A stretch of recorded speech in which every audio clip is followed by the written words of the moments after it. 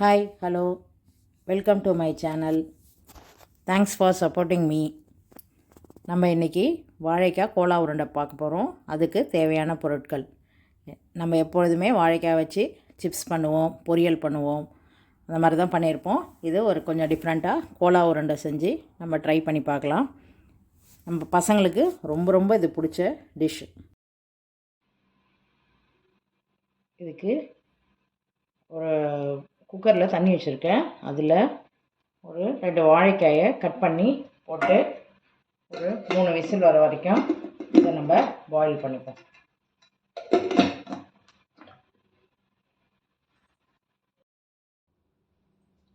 இந்த மாதிரி வெந்துருச்சு. நம்ம இதை இப்போ குக்கர்லேருந்து எடுத்துட்டோம். வாழைக்காயை இப்படி கத்தி வச்சு லேசாக கட் பண்ணால் இந்த தோல் உறிஞ்சி வந்துடும் அழகாக. அதுக்கப்புறம் இதை ஸ்மாஷ் பண்ண வேண்டியது தான். கொஞ்சம் நேரம் ஆற வச்சுட்டு அதை ஸ்மாஷ் பண்ணலாம். இந்த வாழைக்காயை இந்த மாதிரி ஒரு ஸ்மாஷரை வச்சு இப்படி நல்லா ஸ்மாஷ் பண்ணிக்கலாம். அப்படி இது இல்லைன்னா நீங்கள் அதை துருவி எடுத்துக்கோங்க. துருவுறதில் போட்டு நல்லா துருவி எடுத்துக்கோங்க. நல்லா ஸ்மாஷ் பண்ணி விட்டுருங்க. 2 வாழைக்காய் போதும்னு நான் போட்டிருக்கேன். உங்களுக்கு எத்தனை வாழைக்காய் வேணுமோ நீங்கள் போட்டுக்கோங்க. அதுக்கு தகுந்த மாதிரி எல்லாத்தையும் ஆட் பண்ணிக்கோங்க.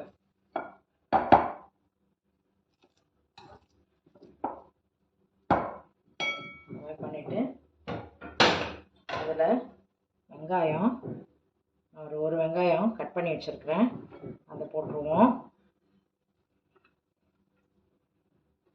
பச்சை மிளகா ஒரு 4 பச்சை மிளகா கட் பண்ணி வச்சுருக்கேன், அதையும் போட்டுருவோம். இதுக்கு தேவையான அளவுக்கு உப்பு,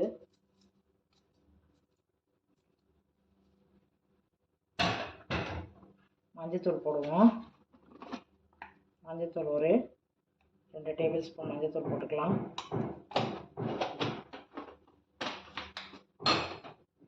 மிளகாத்தூள் கொஞ்சம் போட்டுக்கலாம். ஆல்ரெடி மிளகா போட்டிருக்கோம். இது பச்சை மிளகாத்தூள் தான், தனி மிளகாத்தூள். அதனால் காரத்துக்கு ஏற்ற மாதிரி உங்களுக்கு எவ்வளோ காரம் வேணுமோ அதுக்கு தகுந்த மாதிரி போட்டுக்கோங்க. இது ஜீரக பவுடரு, அது கொஞ்சம் போட்டுக்கலாம்.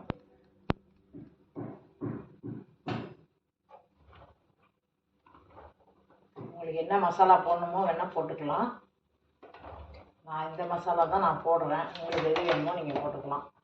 கரம் மசாலா கொஞ்சம் போட்டுப்போம்.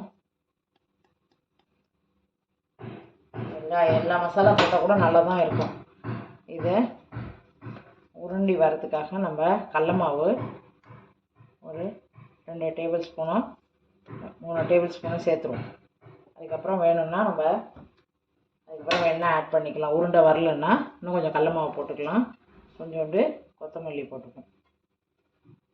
இதை போட்டு இதை நல்லா செய்ய வேண்டியது தான். இந்த தண்ணியெல்லாம் ஊற்ற வேண்டாம். இந்த இதுலேயே அது நல்லா பைண்ட் ஆகி வந்துடும். நல்லா உருண்டுற மாதிரி நல்லா சூப்பராக வந்துடும். அதனால் நம்ம இதை அப்படியே பிசைஞ்சுப்போம்.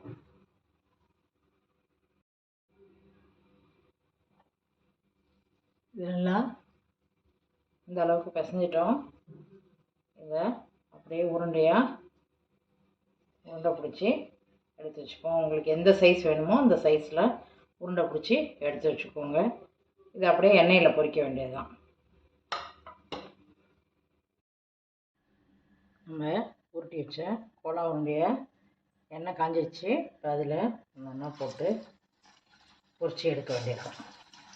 உங்களுக்கு எவ்வளோ மேக்ஸிமம் உங்கள் சட்டியில் போட முடியுதோ அந்த அளவுக்கு போட்டு பொரிச்சுக்கோங்க. உடனே திருப்பாதீங்க, கொஞ்சம் நேரம் கழித்து திருப்புங்க. இன்றைக்கி எல்லாமே போட்டுடலாம் போல இருக்குது. ஸோ நான் எல்லாத்தையுமே போட்டுட்டேன். அதில்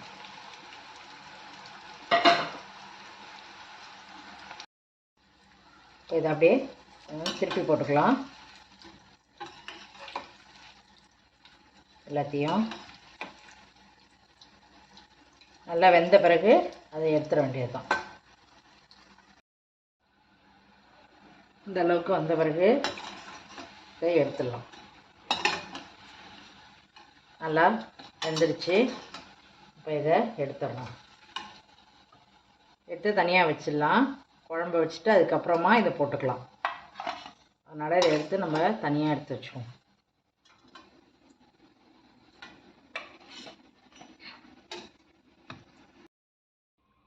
ஒரு கடாயில் ஒரு 2-3 டேபிள் ஸ்பூன் எண்ணெய் ஊற்றிருக்கோம். இது கல்லெண்ணெய் தான். நம்ம இப்போ பொரிச்ச எண்ணெயை கூட அப்படியே எடுத்துக்கலாம். அதில் அப்படியே சூடாக இருக்கும். அதனால் அதை நான் அப்படியே அதே தான் எடுத்திருக்கேன். அதுக்கு தாளிக்கிறதுக்கு பிரியாணி இலை, பட்டை, கிராம்பு, மக்கார முக்கு, கல்பாசி இருந்தால் கல்பாசியும் போட்டுக்கலாம். போட்டு இதை தாளிச்சிக்க வேண்டியது தான் முதல்ல. இப்போ வெங்காயம், ஒரு வெங்காயம் எடுத்திருக்கேன். அதை சும்மா அப்படியே மிக்சியில் ஒரு லைட்டாக அரைச்சிட்டு அதையும் இதில் போட்டுருவோம். வாயில் தென்படாமல் இருக்கவங்கிறதுக்காக தான். நீங்கள் அப்படியே வேணாலும் போட்டுக்கலாம்.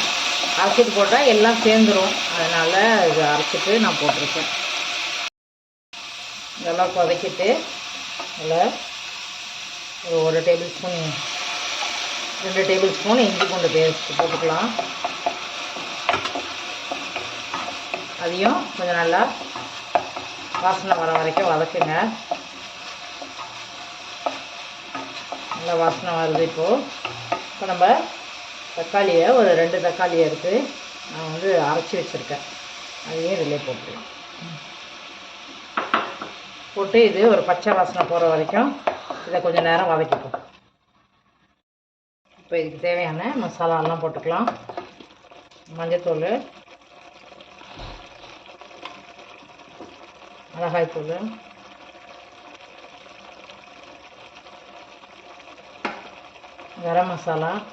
கரம் மசாலா கொஞ்சமாக போட்டுக்கோங்க. ஜீரக பவுடர்,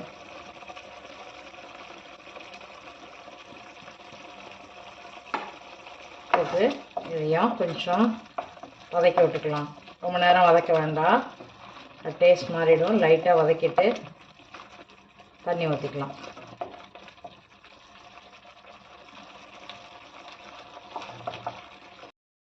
இப்போ இதில் கொஞ்சம் தண்ணி ஊற்றிப்போம்.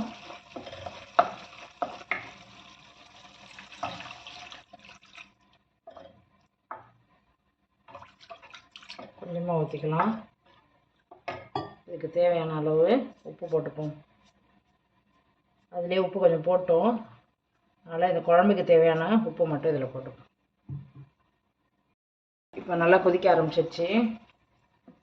இப்போ நம்ம இந்த கோலா உருண்டையை போட்டுடலாம். அடுப்பை சிம் பண்ணி வச்சுட்டு இதை போட்டுருங்க.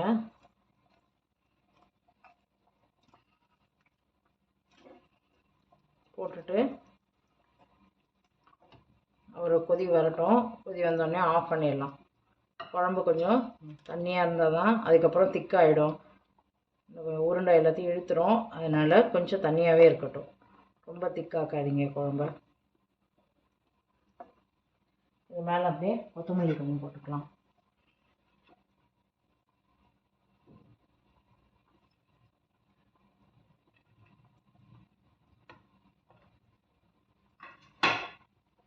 அடுப்பு ஆஃப் பண்ணிடலாம். நம்ம வாழைக்காய் கோலா உருண்டை சூப்பராக ரெடி ஆகிடுச்சு. தேங்க்யூ.